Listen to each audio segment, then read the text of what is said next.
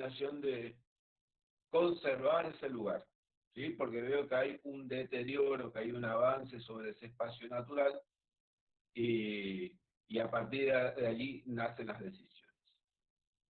Fíjense, esto es tan sencillo. Yo observo que hay un avance sobre un espacio natural determinado. ¿M? Puede ser hasta incluso una plaza pública, ¿eh? No necesariamente tenemos que hablar de cientos y cientos de hectáreas. No, no, no, no, no. Entonces yo a partir de eso decido tomar partido en el asunto y me dedico a invertir esa situación. Entonces ya desde vamos estamos viendo de que lo que yo voy a buscar a través de esto que se llama conservar la naturaleza es efectivamente eso, pero yo voy a tener que revertir una situación determinada, que es la de alteración, ¿sí? Me están cortando los árboles todos los días. Yo ahora tengo que hacer que esto vuelva o retorne a sus condiciones naturales, por lo que voy a tener que aplicar lo que se llaman tecnologías de la conservación. Estas tecnologías de la conservación, sí, naturalmente vienen del campo de las ciencias biológicas, de las ingenierías, que nos van aportando todo el conocimiento necesario para dar vuelta a esa situación. Ahora, en ese entretiempo yo tengo que hacer que las cosas no vuelvan a suceder.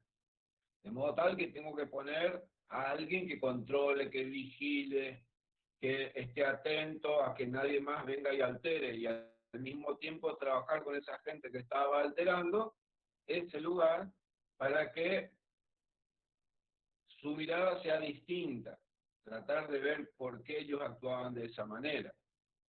Y mientras tanto, todo esto se va a dar en un marco político, ¿sí? Las autoridades gubernamentales de turno, del gobierno que sea, de la provincia que sea, van a tener que tomar partido en el asunto, porque de otro modo esto es ingobernable, es inmanejable. Entonces fíjense todos los actores que hay detrás de la conservación. No se trata únicamente de decir, bueno, vayamos y conservemos esto y lo declaremos, no sé, parque nacional y se acabó la historia. Detrás de cada parque nacional hay un proceso relacionado a esto. Detrás de cada parque provincial hay un proceso directamente vinculado a esto que estoy diciendo. Detrás de cada reserva hay todo un conjunto de personas que tienen algún tipo de interés ahí adentro de la reserva. Entonces, cuando hablamos de conservar la naturaleza, no nos referimos únicamente a decir, este espacio va a quedar resguardado y no se va a tocar, sino que implica un montón de actores de distintas ramas. Eso incluye también al turismo, porque ahora vamos a ver por qué incluye al turismo, que necesitan ser articulados de manera lo más armónica posible. Eso es una idea de la armonía total, sabemos que no existe. Pero cuanto más cerca estamos de ese ideal, mejores son los resultados de conservación. Cuanto más alejados estamos de ese ideal, los resultados de conservación son más o menos. La gran pregunta que naturalmente nos hacemos, porque somos parte del mundo del turismo, es ¿qué pito toca el turismo en todo esto? Bueno, el turismo toca mucho. Si hacemos un poquito de historia de las áreas protegidas en el mundo, todas están directamente relacionadas con el sentido estético, con el sentido de la belleza de cada uno de los lugares. Noten ustedes, en algún momento van a ver en historia ambiental o en historia social o incluso en biología de la conservación aquellos que se busquen especializar en esto. O sea, desde distintas disciplinas, van a ver que todas convergen en la idea que los primeros lugares que se conservaron eran todos lugares increíblemente bellos, son, porque todavía se conservan. Los primeros parques nacionales que se tienen en Argentina, ¿sí? Nahuel Huapi, Iguazú y Glaciares, ¿qué denominador común tienen? Tienen un denominador común asociado a lo bello y a lo sublime, ¿sí? Un lugar que es altamente atractivo. ¿Y por qué? Y por las condiciones ambientales que se configuran de tal manera que nos hace terriblemente atractivos para cualquier ser humano. No es casualidad que sean los 3 puntos más atractivos turísticamente hablando que tiene nuestro país. No hay visitante que llegue a la Argentina, a excepción de Buenos Aires, que no busque conocer alguno de estos 3 lugares, y cuando no, termina articulando para conocer los 3. Entonces, el turismo no es que aparece desde ahora, sino que está desde siempre metido.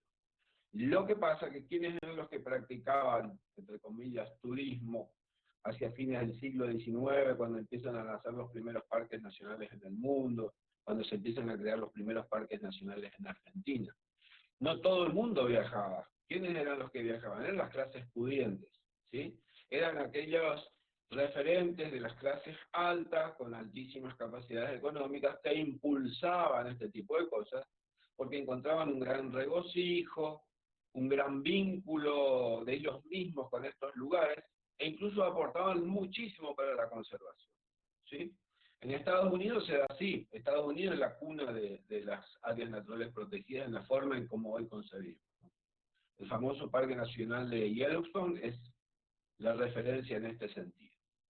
Y a partir de ahí, todas las áreas protegidas que se crearon en el mundo se crearon con ese modelo, con mucha gente empujando desde atrás todo lo que es conservación, y mucha otra gente buscando aprovecharse, en el buen sentido, a través del conocimiento, de la exploración, del goce, del disfrute de esos lugares.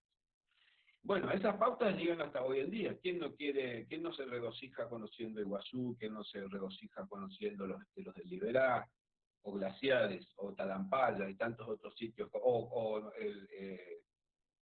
Aconquija, o vi que estaban, ¿qué era? Talampaya lo que estaban viendo recién, o era, lo vi muy al pasar, el video que estaban viendo. Sierra de las Quijadas. Ah, Sierra de las Quijadas en San Luis, bien. Bueno, un paisaje muy parecido, así que no le erré tanto. Muy similar en contexto. Bueno, entonces, ¿me van siguiendo con esto? ¿Se entiende lo que quiero decir? Entonces, conservar la naturaleza no es solamente un hecho de orden biológico, sino fundamentalmente, ya acá con algunos tecnicismos, es fundamentalmente un hecho político.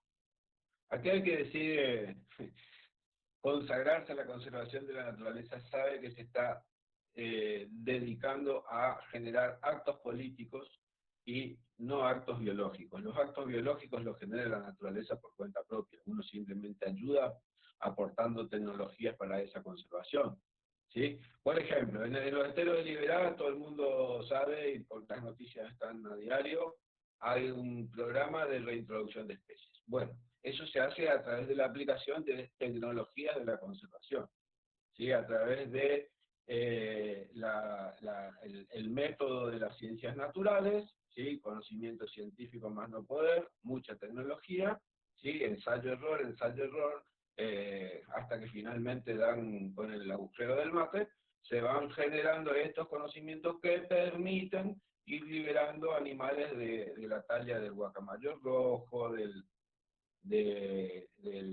oso hormiguero gigante, o el aguarete, etcétera, etcétera. O sea, no es que vengo, levanto la jaula y libero los bichos, son argumentos científicos, y de esa manera se trabaja.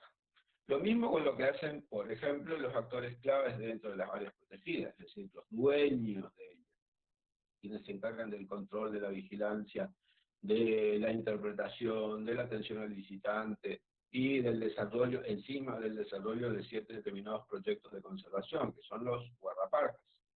Bueno, todo esto se da a través de un paquete de conocimientos que nos llegan a través de distintas disciplinas, entre ellas el turismo, que permiten ser aplicadas en el ámbito de estos lugares protegidos. Y esto no necesariamente, insisto y con esto cierro, no necesariamente tiene que ver con un espacio grande, sino que arranca en la más mínima escala, que esa mínima escala puede ser incluso la plaza de nuestro barrio.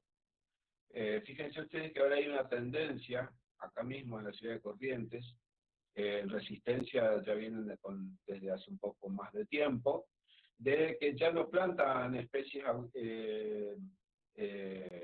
exóticas, o sea, que no sean de la región, sino lo que buscan es implantar árboles que son autóctonos, que son vernáculos, es decir, que son, aunque tengan más lento crecimiento, pero buscamos darle la identidad natural que tenemos en la región. Bueno, todas esas cuestiones están enlazadas en esto que llamamos conservación de la naturaleza. Y el turismo, bueno, obviamente juega un papel importante porque se sirve, y bien digo, sirve, porque la naturaleza, a partir de los efectos que se genere, cuanto más conservada está, mejor aún, genera eso que llamamos servicios ecosistémicos. El turismo se vale de un tipo de servicio ecosistémico específico, ¿sí? Que los economistas o la economía biológica o la economía ambiental llaman servicio ecosistémico de tipo cultural, ¿sí? De ahí el turismo se provee, pero no es porque utiliza, pues nosotros tenemos muy encasillada la idea de naturaleza por un lado y cultura por el otro. Los economistas son los que llaman servicios ecosistémicos de tipo cultural las formas de aprovechamiento que podemos hacer de la naturaleza y que se transforman en eso que nosotros llamamos turismo, ¿sí? Por más que estemos desarrollando una actividad, y que de hecho es así, toda la razón y cómo se explica esto, porque de estos lugares, de estos espacios protegidos, lo que hace, o lo que hacemos, mejor dicho, es una práctica de tipo cultural, ¿sí? No estamos generando una práctica natural. Lo que hacemos entre personas, entre seres humanos, son prácticas culturales, ¿sí? La curiosidad, ¿de dónde me viene? Me viene de toda una estructura, de un paquete de orden cultural, ¿sí? Que me configura la cabeza de una manera tal que me provoca ganas, deseos, esperanzas, ansiedades, bueno, todo ese paquete que llamamos psicología. Y eso es lo que se pone en práctica cuando estamos en la naturaleza, ¿sí? Entonces nuestra práctica no deja de ser cultural en ese sentido. De allí el nombre que los economistas le asignan a este tipo de servicios que la naturaleza nos brinda, que nosotros denominamos turismo. ¿Cómo venimos? Muy bien. Muy bien. ¿Se entiende? Muy bien, venimos muy bien. Lo que nos gustaría que nos cuentes ahora es el caso Iberá. El caso Iberá. Bueno, el caso Iberá es bastante fuerte y les digo más, tiene una historia mucho más rica que, y me atrevo a decir sin temor a equivocarme, tiene una historia mucho más rica que cualquier otro parque nacional en Argentina. Y tan compleja como los demás. Por ahí no tiene la violencia evidente que ha tenido la formación de otros parques. ¿Y por qué digo esto? Pues nosotros tenemos la idea, conseguimos la idea que los parques nacionales, las reservas provinciales, etcétera, etcétera, son lugares en que la gente no vive, no existe, no conoce, como algo que estuviera, como si estuviera vedado a la gente, y que solamente se ingresa cuando nosotros, los turistólogos, decimos que hay que entrar, porque somos nosotros los encargados de hacer los estudios y los análisis de las cargas, es decir, nosotros determinamos cuántas personas pueden entrar por día, no es que lo hacemos de modo eh, eh, irracional, sino que lo hacemos aplicando metodologías, etcétera, etcétera, que cuando cursen turismo sustentable van a ver algunas. Bueno, entonces los turistólogos nos hemos convertido en estos últimos tiempos en los dueños de la entrada y la salida de los parques, como lo digo yo de modo general. Pero ¿qué pasa? Esto tiene toda una tradición, tiene toda una historia. En algún momento esos lugares estaban habitados, ahora no, estaban habitados por los naturales de cada momento. El fin del siglo XIX causó el último desplazamiento de pueblos originarios. Estoy hablando en general en Argentina, ¿no? Ya algunos habían sido desalojados, como en el caso de lo que sucedía en Patagonia, pero finalmente la famosa conquista del desierto, mal llamada conquista del desierto, al fin del siglo XIX, generó los últimos desplazamientos que a posteriori allanaron todo para la creación de los primeros parques nacionales. Y a su vez, también hay que decirlo, y fíjense, siglo XIX estoy hablando, ¿no? El Estado se apresura a la creación de estos parques, más allá de que se demoraron, porque ya en aquel tiempo existía la especulación inmobiliaria, ¿sí? El Perito Moreno, si bien tenía la firme y decidida vocación de donar las tierras que el Estado le había cedido como contraprestación de sus servicios en el trabajo de limitación de la línea fronteriza con Chile, en gran parte él estaba apremiado por la presión de los terratenientes vecinos, ¿sí? Y como no tenía dinero para poder defenderse de esos ataques que pretendían quedarse con sus tierras, entonces termina donando al Estado Nacional para la creación del primer Parque Nacional Argentino, se llamó Nahuel Huapi, y se llama Nahuel Huapi. Bueno, bien, pero viniendo para Iberá no es la excepción, Iberá también tiene su historia, ¿sí? Iberá fue como un poco más fácil porque los indios ya los habían aniquilado allá en el siglo XVII. Los pocos que quedaban ahí adentro, que eran los apupenes, fueron aniquilados ahí adentro. Pero la gran mayoría de ellos fueron reducidos. ¿Qué significa esto? Que con el avance de las misiones jesuíticas y franciscanas en la región, el trabajo arduo de estos curas logró una gran atracción de parte no solamente de los apupenes, sino también de los mepenes, de los mocoretá, de eh, los enviá que vivían en la zona nordeste de Corrientes, de los itatines que estaban un poco más al norte, bueno, de todo este conjunto de pueblos, ¿sí? Del linaje guaraní. Aunque no tenemos muy claro si los mepenes que vivían los apupenes, perdón, incluso los mepenes, que vivían en Iberá eran de linaje guaraní al 100%.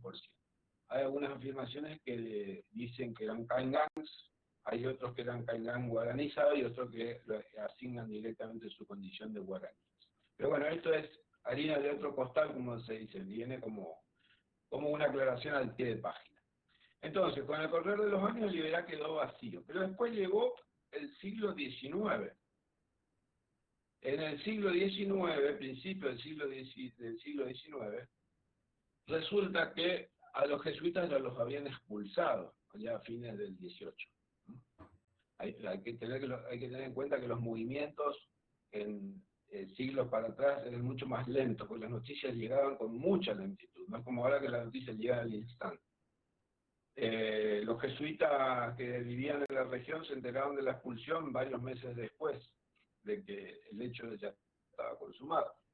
Pero bueno, la expulsión de los jesuitas sobre fines del siglo XVIII provocó, ¿sí?, un gran tembladeral en los pueblos, en estos pueblos, en los más de 30 pueblos que ellos habían fundado. Las administraciones pasaron a manos del Estado, en algunos casos algunos curas franciscanos se hicieron cargo de ellos. Bueno, la cosa es que las misiones cambiaron de la noche a la mañana. Estos pueblos cambiaron de la noche a la mañana.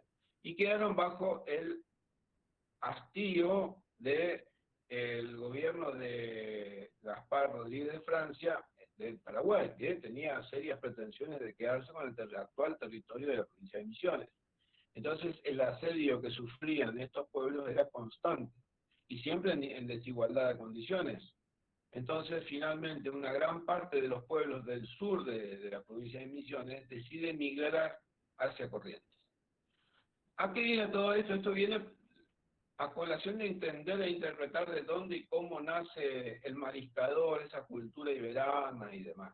Porque de otra manera no entendemos cómo se va configurando esto y finalmente a dónde llega. Hay que saber de dónde venimos para poder interpretar cuál es por qué nos configuramos en el presente de una forma y no de otra.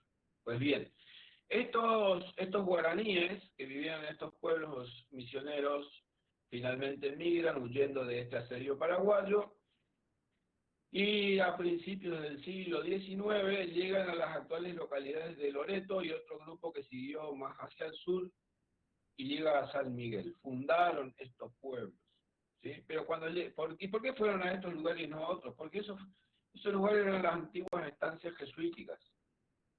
Esos eran los centros de producción de carne que tenían para alimentar a todas las poblaciones que estaban asentadas en la selva misionera.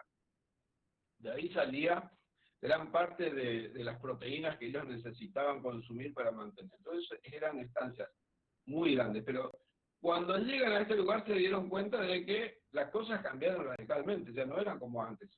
Los jesuitas ya habían estado expulsados y esas tierras en gran parte estaban repartidas. El gobierno de rápidos reflejos, el gobierno de Corrientes repartió esas tierras. Muchas de esas tierras aún todavía quedan en manos de esos propietarios originales, descendientes, obviamente. Bueno, entonces se genera toda una suerte de conflicto, ¿sí? Ellos vienen con toda una cosmovisión, una forma de ser y estar en el mundo absolutamente diferente a la del criollo que vivía en esta zona. Y ni hablar de aquellos nuevos patrones que se hicieron de esas tierras. Si bien estos logran más o menos acomodarse en pequeñas parcelas, pero en gran medida tuvieron que a su vez someterse a la ley de la nacional y que la provincia de Corrientes también estaba, de estar o ser parte de lo que se llamaba la institución del Conchavo. El Conchavo era una institución que se crea en esos tiempos, 1817 para ser más exacto, Rivadavia lo inaugura. El Conchavo era la obligación que tenían las personas, ¿sí?, que se demostraba a través de un papel donde se afirmaba que eran empleados o que estaban a la orden de un patrón. Si vos no tenías ese papel, la papeleta del Conchavo, porque así se llamaba, la papeleta del Conchavo, no tenías más que dos caminos, o te terminaban mandando al ejército o te ibas preso. Así que sí o sí tenías que estar conchavado, a excepción que fueras de clase alta o acomodadas dependientes de esas clases altas, que eran por supuesto las minorías.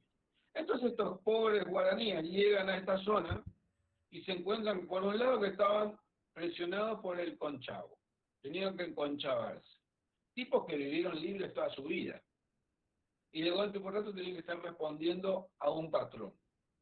Por el otro lado, que no tenían la cantidad de tierras suficientes para mantener su estructura organizacional. Ellos habían desarrollado un sistema económico que se llama economía de reciprocidad, donde hay una dependencia mutua entre todos los miembros, totalmente diferente al sistema capitalista que nos atraviesa a nosotros, donde uno para todos y todo para uno se vive de modo real, de modo concreto. Bueno, esa economía de reciprocidad era la que mantenían ellos, de golpe porrazo no tenían forma de poder mantenerlo. Entonces se produce como una especie de diáspora entre ellos mismos. Algunos terminaron empleados como conchavados, otros que lograron conseguir sus pequeñas parcelas de tierra, y otros, finalmente, que se resistieron a esto. ¿Y terminaron a dónde? Terminaron adentro de los esteros de Liberal, absolutamente liberados de estas presiones de las que estaba hablando. Pero por supuesto que ahí entraron a generar todo un vínculo y una relación diferente con el ambiente. Tengan en cuenta, ellos vivían en un ambiente selvático, de golpe y porrazo se encuentran con un ambiente dominado por humedales, hídrico totalmente, ¿sí?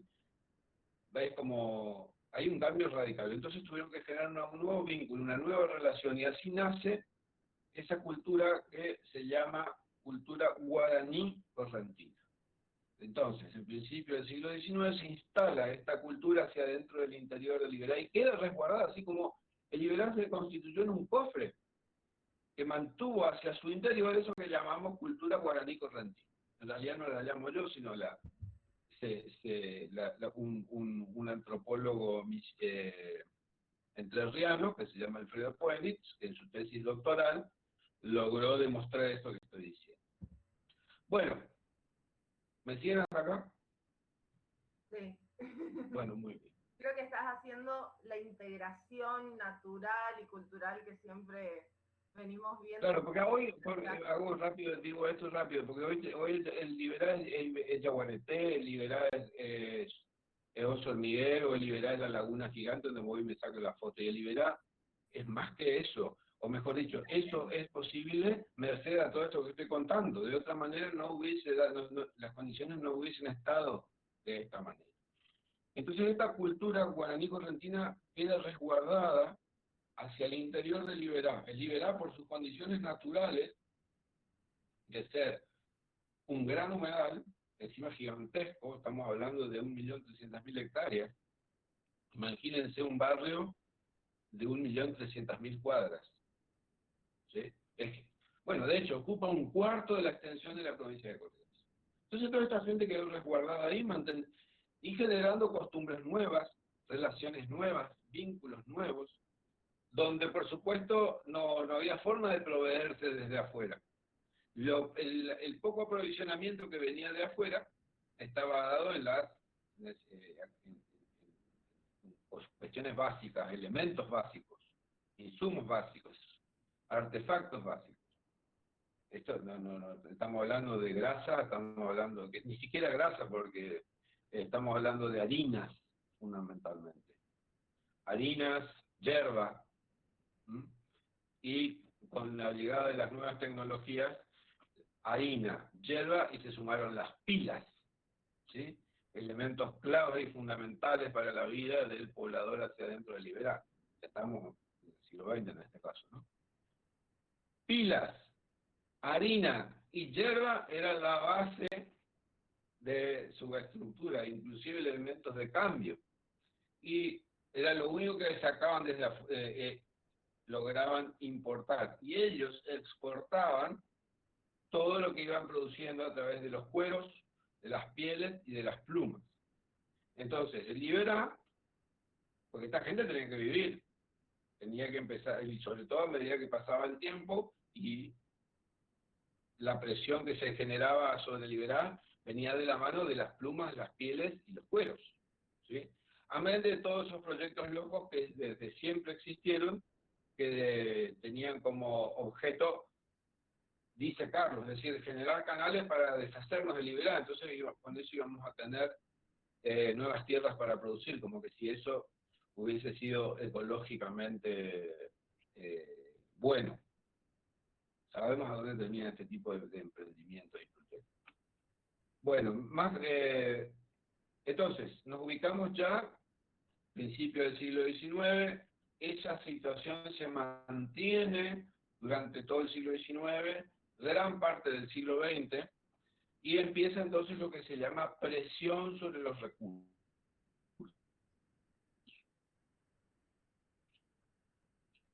¿Sí? La gente se fue multiplicando, fueron llegando otros, porque no es que llegaron los guaraníes que se quedaron ahí adentro y no, siguieron llegando gente. Y llegaba gente incluso desde el sur, navegando el río Corrientes, río arriba, se iban instalando hacia las pocas islas o zonas altas que hay en el interior y se iban radicando ahí. Entonces se fue generando una gran mixtura, ¿sí? Una gran interrelación de patrones de tipo cultural. Ya los que estaban en el estero, los que llegaban de afuera, así que Liberá desde siempre fue, digamos que un cofre de verdadera expresión cultural. ¿Y qué fue lo que en resumidas cuentas terminaba dibujando la forma que iba adquiriendo ambientalmente Liberá? Más allá de que no se generaban modificaciones de orden a gran escala, como puede ser una transformación, no sé, para una represa. Acá lo que se genera es una presión muy fuerte con los animales, fundamentalmente aquellos con alto valor peletero. No hay que olvidarse de que el mundo, y fundamentalmente el mundo de la moda, vivió de las pieles, de los cueros, de las plumas, y lo sigue haciendo, ahora con un cuidado único, pero lo sigue haciendo. Y eso motorizaba una cosa, una gran parte de nuestra economía. Si nosotros revisamos, hay libros que están a la vista, incluso digitalizados, de cuáles eran nuestras principales exportaciones durante el fin del siglo XIX y principio del XX, nos vamos a encontrar que gran parte de ellos se obtenía gracias a la presión sobre los sobre los animales silvestres. En todo el siglo XIX, por ejemplo, la Argentina exportó más de 22.000 cueros de yaguareté, 22.000 cueros de yaguareté, registrados. Así que hay que hacerse una idea de hasta dónde llegaban esas presiones. Y por eso es que no nos extraña de que el yaguareté haya quedado prácticamente al borde de la extinción. Bien, entonces, así llegamos hasta el mediados del siglo XX, donde el Liberá poco a poco fue siendo diezmado de animales, gracias a esta presión. En largas y siempre ponderadas conversaciones con antiguos cazadores del interior del Liberá, más allá de donde estén radicados, ellos tienen todos un denominador común, de que había llegado un momento en que ya para poder conseguir un cuero, por ejemplo de carpincho, tenían que andar en algunos casos hasta una semana. Es decir, estaba prácticamente aniquilado. Y llegó un punto en que directamente no se veían lobitos de río. A su vez, el lobito de río era el más requerido. Y en algún momento de los años 70, el valor de un cuero, o mejor dicho, lo que vos podías obtener con 5 cueros de lobito de río era el equivalente al valor de una camioneta. Así que imagínense los costos que se manejaban. Conozco un caso de cazadores de Concepción que tuvieron una muy buena jornada en 3 meses de haber conseguido 5 cueros de ahí mi referencia, 5 cueros de lobito del río, y que les permitió comprarse una camioneta, una F100 que era en su momento, esa era la camioneta del momento. Bueno, así llegamos hasta los 80. Y lo de siempre, gente vecina que empieza a liberar, propietaria de campos y otros vecinos, sobre todo de la ciudad de Mercedes, que empiezan a ver esto como algo no del todo bueno. Que iba a llegar un momento que Liberá iba a terminar siendo un páramo, porque directamente ya no se veía más nada y que eso era contraproducente desde todo punto de vista, inclusive desde el punto de vista biológico. Y bueno, eso impulsó a mucha gente, insisto, desde la ciudad de Mercedes, que terminó empujando de modo tal que en el año 82 se facilitó, o se allanó la factibilidad política. Uno de estos referentes que impulsaba la conservación del Liberá logra llegar a ser funcionario del gobierno provincial, le presenta la idea al entonces gobernador, que se llamaba Juan Alberto Pita, vamos en el año 81. El gobernador Pita escuchó con muchísima atención, le dijo después hablamos, al cabo de una semana, le hago corta a la anécdota, el gobernador lo vuelve a citar a este funcionario que era ministro de Economía, falleció hace poquito, se llamaba Leonardo Aquino. Leonardo Aquino fue a aquella reunión y se encuentra con que el gobernador Pita ya tenía un mapa desplegado arriba de una gran mesa de toda la provincia de Corrientes, donde le decía, ¿sabes qué?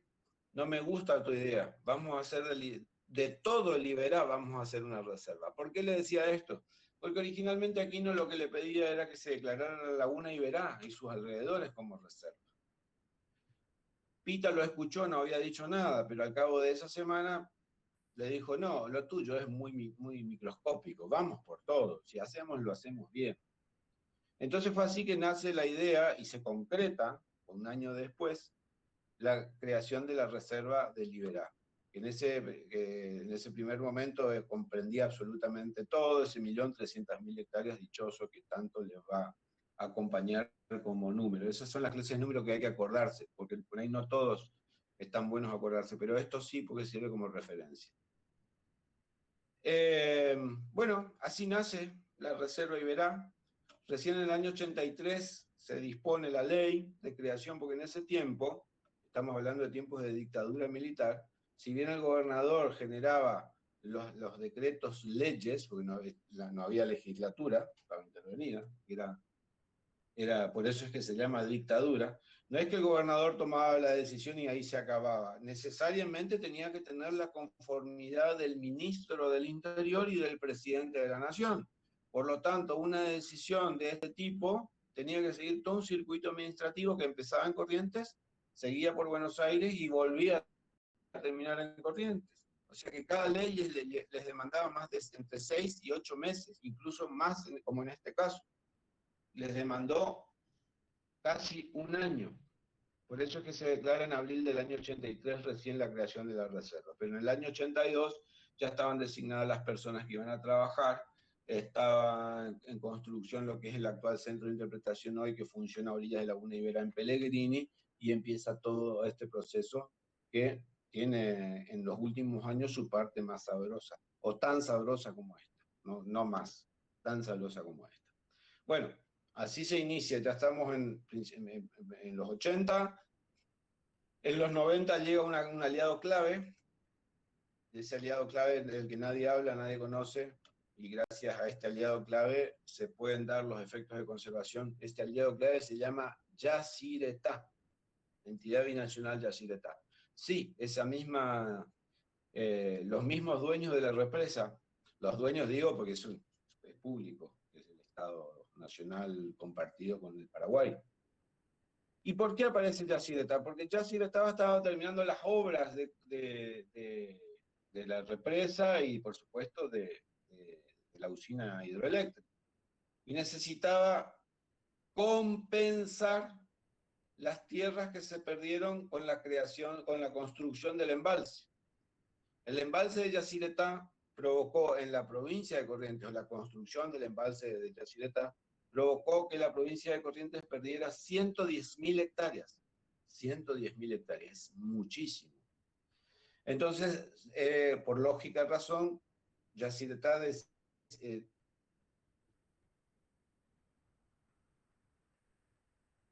tiene que compensar esas pérdidas.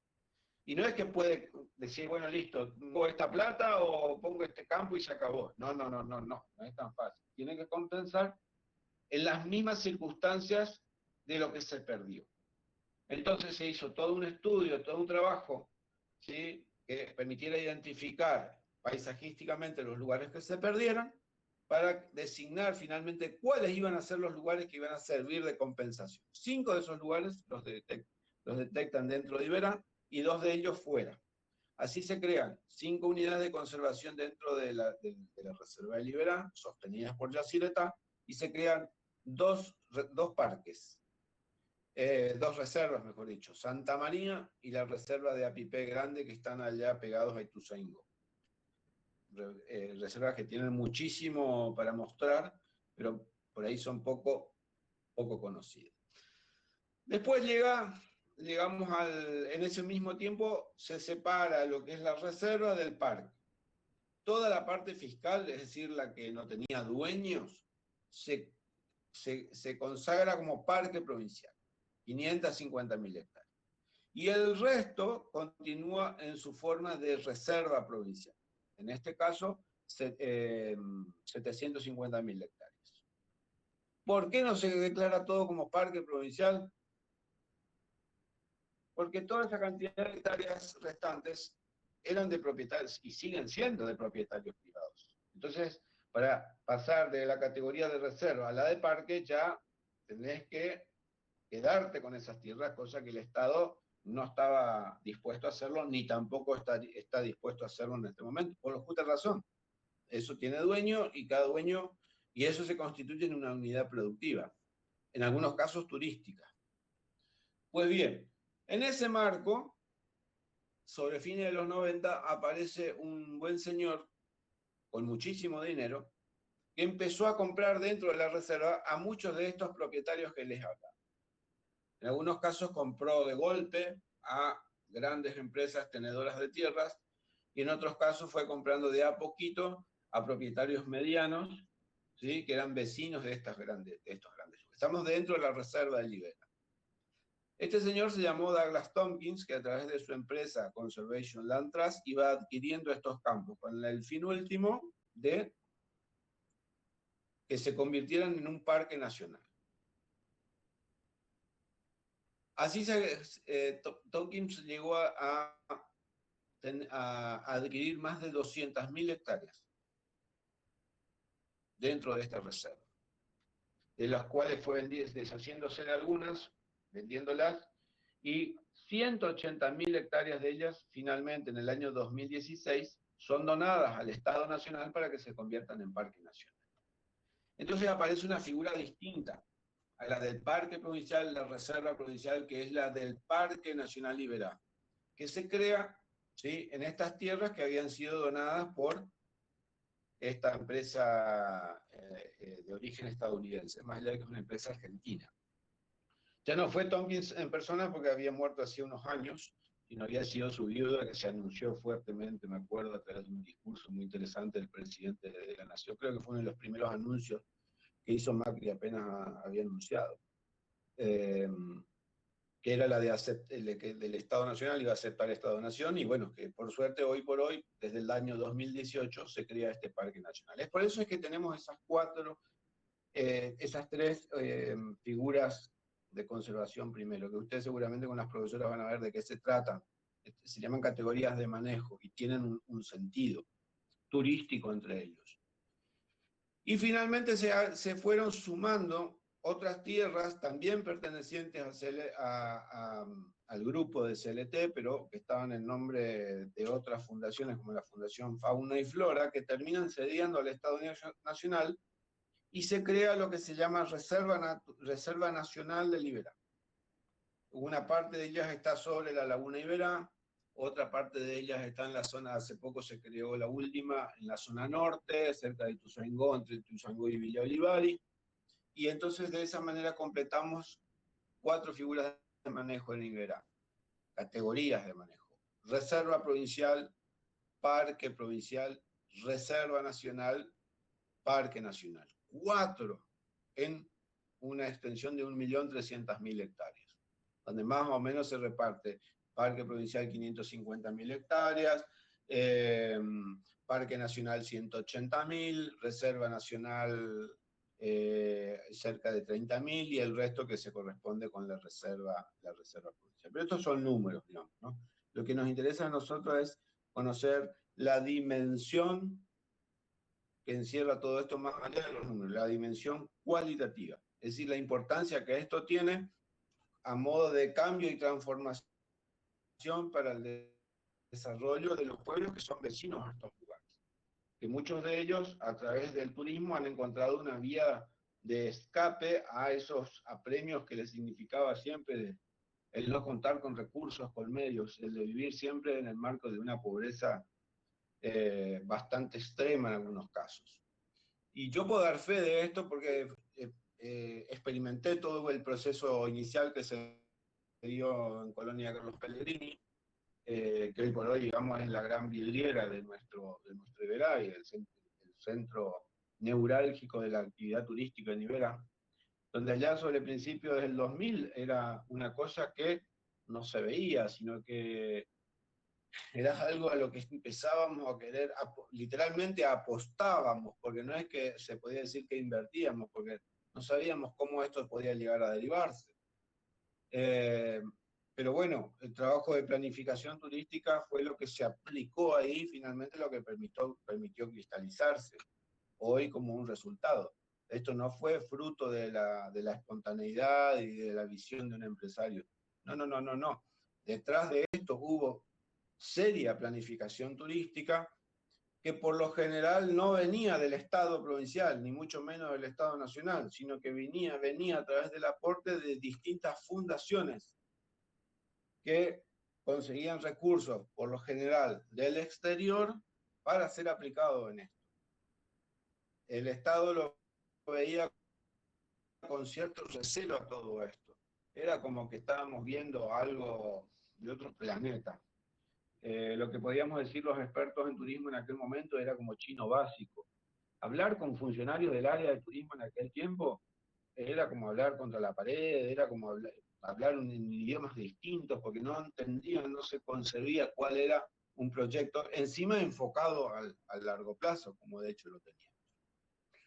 Bueno, al cabo de unos pocos años, ya a partir del 2005, 2010, 2015, los resultados siempre empezaron a evidenciarse, a mostrarse, y eso sirvió para poder empezar a buscar replicar en otros pueblos. como pasó, por ejemplo, en Concepción, que desde el año, que pasó exactamente lo mismo, Concepción del Yaguareté Corá, donde no había, otra vez, hablar de turismo era hablar en chino. Yo en esos tiempos me sentía como el jesuita que llegaba por primera vez a conectarse con los enviá, con los chiripá y esas cosas, y que con la flauta tenía que empezar a cautivarlos a todos para poder entender de qué se trataba esto. Literalmente así me sentía.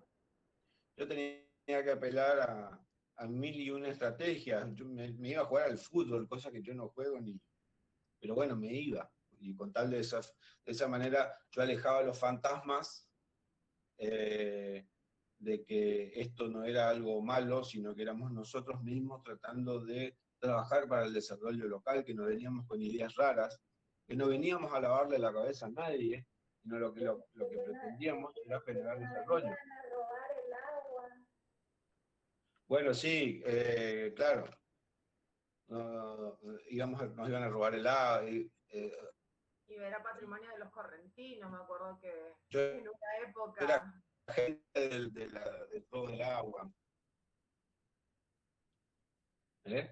¿Cómo? y era patrimonio de los correntinos, me acuerdo en ¿Cómo? una época que comenzaron a juntar Bueno, sí, firmas. sí, claro, eso estaba motorizado por el hecho de que, bueno, ya estaba la presencia de Tompkins, de Douglas Tompkins, de su esposa Chris, y todo el equipo de trabajo ya estaba en el terreno, ya eran visibles, ya se los veía ir y venir, ya los campos estaban trabajando para reconvertirse, en algunos casos al turismo, en otros no se podía entender de que lo que ahora se hacía era conservación y no se hacía más ganadería. Pero ¿cómo? Ahora están quedando los campos sucios. ¿Sí? Sacaron todas las vacas. ¿A quiénes van a dar trabajo? Y no, o sea, eso era lo que se alcanzaba a ver. Y era razonable, porque si vos toda la vida viviste de una manera y viste lo que estás viendo hasta el día de hoy y de golpe te cambian esa condición, entonces te va a parecer que el campo efectivamente está sucio y te va a parecer de que nadie está trabajando porque no ves a nadie en el lugar. Pero en realidad, el trabajo en conservación, como hoy sucede, emplea mucho más gente que la ganadería. La tecnología que aplica la conservación o incluso las inversiones turísticas demandan mucho más, en algunos casos, no en todos, demandan mucho más mano de obra y más calificada que lo que un productor ganadero puede llegar a generar. Entonces iban viendo todos estos cambios y estas transformaciones que naturalmente generaban rechazo. Temor al cambio se llama esto, que se va apaciguando a medida que se va tomando conocimiento de esta nueva realidad. Y fundamentalmente, cuando empezás a ver que estás involucrado dentro de ese proceso, que te invitan a participar, que te abren las puertas y fundamentalmente te abren la posibilidad de formarte y de capacitarte para que vos puedas ser parte de esa transformación y de ese cambio. Después, si no lo querés hacer, ya vas a ser un problema tuyo. Si generas una resistencia adicional a todas esas transformaciones que vienen de la mano del turismo. Porque, a ver, la conservación, yo decía que no deja de ser una tecnología muy específica, manejada y dominada por unos pocos. ¿Eh? Estamos hablando de personas con formación universitaria, independientemente de cuál haya sido la formación. Entonces, en un pueblo como estos, no cualquiera puede insertarse en el marco de estas tecnologías de la conservación, porque estamos hablando de empleos súper calificados, hipercalificados. Pero sí cualquiera puede emprender su emprendimiento, valga la redundancia, turístico. Es una forma que a partir de la mejor predisposición para atender al visitante y entender cómo se dan las relaciones interpersonales, y con muy poco podés proyectarte a hacer uso, a aprovechar ese beneficio que te están generando en tu área protegida vecina. Entonces, el turismo siempre es la primera estrategia en ese sentido. Es la primero, es un sector de la economía que ve esto, o el primero en capitalizar la ventaja, que ve el beneficio que esto genera. Pero esto no significa que todo se transforme en beneficio turístico, sino porque yo soy un enemigo de considerar al turismo como una actividad económica, fuertemente y activista y militante, eh, contrario de considerar al turismo como actividad económica. Porque el turismo, antes que nada, es un fenómeno social, ¿sí? Que hay que entenderlo a partir de las interrelaciones, de los vínculos que se generan entre las personas. Después viene como consecuencia, viene la actividad económica. Hay un geógrafo español especializado en turismo que es un poco un gran referente en los últimos 20 años del vínculo ambiente y turismo, Fernando Vera se llama, este español, que dice muy concretamente, y lo lleva al plano de lo geográfico, y dice, el turismo no es una actividad económica, sino más bien es una actividad espacial que configura o que sirve para configurar actividades económicas. ¿Qué significa esto? Que nosotros tenemos que generar todas las condiciones, fundamentalmente sociales y ambientales, para que a partir de ahí entonces podamos establecer los lazos, los vínculos, las relaciones para generar los negocios que vienen en consecuencia. No porque yo ponga un hotel, y esto es simple de observarlo, si yo mañana voy y me pongo un hotel en el medio de, no sé, algún pueblo cercano que no tenga mucha actividad, mucho movimiento turístico. A ver, Palmar Grande. Me voy a Palmar Grande, ¿sí? Ahí cercano al Parque Muruguyá. Pongo un hotel con 20 habitaciones. Con suerte voy a completar una o dos por fin de semana, de gente a la que pude convencer para que vaya el fin de semana al Parque Muruguyá. Pero el resto no va a tener movimiento porque no está configurado mentalmente en el colectivo de que eso es un lugar que tiene atractividad turística. Por más conservación que haya detrás, por más tecnología de conservación que haya detrás. Otra vez, ahí aparece el turismo ayudando a consolidar un destino, ¿sí? En el que se va a aprender, en este caso, de una naturaleza bien conservada para lograr el beneficio social. Hasta que eso no suceda, por ejemplo, Palmar Grande va a seguir esperando así a que vengan los turistas. Y por más que yo ponga el mejor hotel y el mejor relacionado con el ambiente y el más sustentable y muy llamar el coche, y todo va a seguir igual. ¿Se entiende?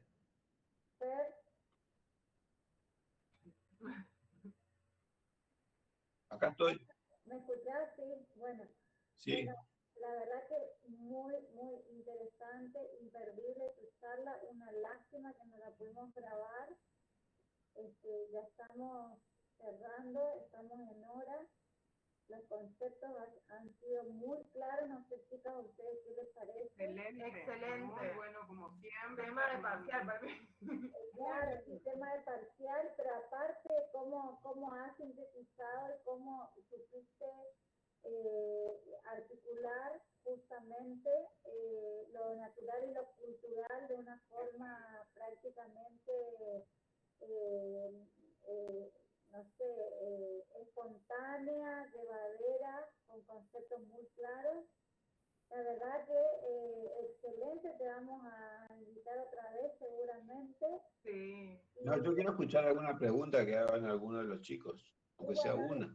Dejamos Dos. algún espacio para preguntas y después vamos a ir cerrando la clase. No sé, alguno de los chicos, hay 64 participantes. Nos dejó sin palabras, dice Marcelo. No, sin palabras puede ser, pero sin preguntas es imposible. Preguntas tienen que haber. Y si no, van a tener que estudiar del libro. Excelente. Hay alguien que, ahí está William González tratando de hablar. Capaz que te conviene escribir, William, porque no se te escucha nada. ¿A qué hora termina la clase? Ya terminó a las 11. Ah, bueno, perdón. Bueno, pero aunque sea una pregunta, vamos a escuchar de los chicos y te la vamos. Sí, no hay problema.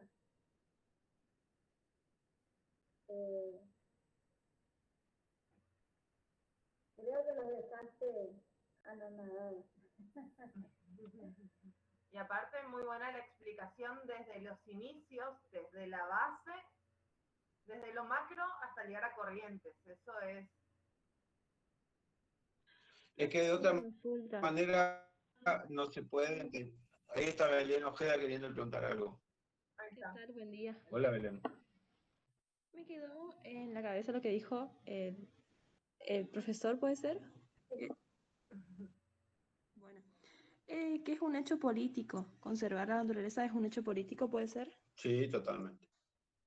Eso me quedó en Totalmente. la cabeza y no entendí Sí. esa parte nomás. Bueno, muy bien.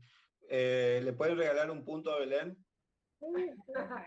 No, regalar no, se lo ganó. Bien ganado se lo ganó. Me quedé Para el pensando parcial toda ya la tiene un clase punto media hora asegurado. o una Porque, hora. porque no solamente por la calidad de la pregunta, sino habla de su atención, porque eso yo no lo dije apenas empecé ni nada por el estilo, sino ya fue cuando empezó a tomar cuerpo. Así que Exactamente. mi sugerencia es que Belén ya tenga un punto asignado para el próximo parcial. Bueno, muy bien. Paso a explicar. Paso a explicar. ¿Por qué la conservación de la naturaleza es un hecho político? Y lo voy a conflictuar más todavía. El turismo es un hecho político. El turismo es un hecho político. Antes que cualquier cosa es un hecho político. ¡Wow! Se estará preguntando, ¿pero qué hago acá? Se estará preguntando alguno, ¿por qué estoy estudiando turismo? Hubiese estudiado politología. No. Lo que pasa, que por lo general nosotros tenemos una concepción vulgar de lo que es la política, ¿sí? La política como actividad de un grupo o de ciertas y determinadas personas dedicadas en gran medida o a fabricar proyectos de ley, ¿sí? O de generar asistencialismo. Y eso no es política. O eso puede envolverse dentro del marco de prácticas políticas, pero no necesariamente eso es política. La naturaleza se conserva. ¿Quiénes son los que conservan? Hay privados que conservan. Yo mencioné la figura de Tompkins, y así hay muchísimos otros a lo largo y a lo ancho del mundo que con su plata aportan y logran resultados en materia de conservación. Pero fundamentalmente el principal actor de la conservación de la naturaleza, por los costos que implica, es o son los estados nacionales o provinciales o incluso municipales. Entonces, eso no lo convierte exclusivamente en un hecho político, eso es parte de la explicación de por qué se convierte en un hecho político. Hay toda decisión que conlleve, en este caso, a consagrar un lugar para su protección absoluta, ¿sí? No se da naturalmente, se da a través de un conjunto de prácticas políticas que derivan en decisiones políticas y que finalmente se conforman a través de lo que conocemos como leyes. Las leyes no son ni más ni menos que el corolario de todo este conjunto de prácticas políticas, entendiendo como prácticas políticas a la totalidad de vínculos y de relaciones que se construyen, se deconstruyen, se construyen, se deconstruyen, hasta que finalmente una idea queda cristalizada y se concreta. ¿Cuántas ideas están dando vueltas? Fíjense esto, salvando las distancias, entre Corrientes y Chaco, ¿hace cuánto que venimos dando vueltas para que se logre un segundo puente? Todas las gestiones de gobierno del Chaco hablan de un segundo puente, todas las gestiones de gobierno de Corrientes de un segundo puente. Pero ninguna de las dos, en conjunto, a través de esto que llamamos prácticas políticas, han logrado torcer a los gobiernos centrales, sea de quien sea, de Cristina, de Macri, de Fernández, de quien sea, para que el Estado Nacional logre asignarnos un presupuesto a las dos provincias para la construcción de un puente. Ahora tenemos que esperar el 2022 otra vez para empezar nuestra gestión. Y venimos como hace 20 años remando sobre eso. Bueno, salvando las distancias, acá pasa exactamente lo mismo. Imagínense ustedes, si para hacer un puente tardamos lo que tardamos, imagínense la tipología, las características que tienen las prácticas políticas para lograr generar un parque provincial o un parque nacional. Si para un puente no podemos lograrlo, imagínense cuánto nos cuesta a los gestores, administradores, proyectistas de área protegida lograr la creación de parques nuevos. Fíjense que no es noticia la creación. Ahora en los últimos tiempos se viene dando. Ahora se va a crear el Parque Nacional en Mar Chiquita, en Córdoba, en el norte de Córdoba, y venimos de otras creaciones, inclusive la de Verá. Pero ¿saben de dónde viene el aporte principal? Vienen del sector privado, ¿sí? A través de la movilización que genera el sector privado y que articula políticamente para que esto se logre. Si este sector privado, por más dinero que tenga, no logra la articulación política, no logra las prácticas políticas, no logra los puentes con las instituciones políticas, hacer ver sobre la importancia que tiene la creación de un parque, o conservar una especie, o reintroducir un yaguareté, esto no puede llegar a resultar posible. Yo en mi campo, por más que odie a los políticos y a la política, no puedo generar un proyecto de reintroducción del yaguareté porque necesito de una lista gigantesca de requerimientos. Porque yo al yaguareté lo voy a tener que traer a alguna parte, y el yaguareté es monumento nacional. Entonces cuando transite con mi yaguareté, que adquirí no sé dónde, voy a tener que solicitar permisos. Y ese permiso es una expresión de prácticas políticas. Entonces necesariamente yo me tengo que vincular y aprender de las prácticas políticas. Inclusive ser lo suficientemente astuto como para que, una vez capitalizado ese conocimiento, lograr aplicarlo para que todo fluya más rápido. Entonces, y para hacer turismo sucede igual, ¿eh? Exactamente igual. Entonces no es que yo practico y hago una cosa y se acabó la historia. No, hay un fundamento político detrás de todo esto. Esto no implica que vos seas del PRO, que seas radical, que seas peronista, que seas socialista. No, no, no, no, no. La práctica política no es ni más ni menos, o lo político, mejor dicho, no es ni más ni menos que el conjunto de relaciones que generamos los miembros de una comunidad determinada para la consecución de nuestros objetivos, nuestro fin último como sociedad. Eso es la política. Sin política no vivimos. Desde los pueblos más perdidos allá en el medio del Amazonas hasta las más complejas como pueden ser las sociedades occidentales, todos viven articulados políticamente. Y por esto, y con esto cierro, la conservación de la naturaleza, antes que un hecho biológico, es un acto político. Porque si yo, como sociedad, no tomo la decisión de conservar un lugar determinado o no, ¿sí? No pueden generarse esos hechos biológicos, ¿sí? Que nos permitan restaurar, porque yo estoy interviniendo, yo decido de que ahora tiene que venir un yaguareté, ahora tiene que venir un oso hormiguero. El oso hormiguero no viene solo, el yaguareté no viene solo. Yo tengo que actuar en consecuencia, traer al bicho y hacer de que todo se facilite. Y eso es un acto político. La biología se arregla sola, la evolución se arregla sola. Ya la historia natural nos demuestra eso. Con esto cierro. Muchas gracias, se entendió perfecto. Bueno, Belén, muy buena tu pregunta, así que te ganaste un punto por la calidad de pregunta. Bueno, le vamos a Muchas anotar, gracias. chicas, anoten por favor el punto para Belén, ¿eh? Sí, Y 10 puntos Sí, sí, sí. para Fernando. sí, la 10 puntos, Fernando, gracias por tu tiempo, por tu concepto, por tu aporte.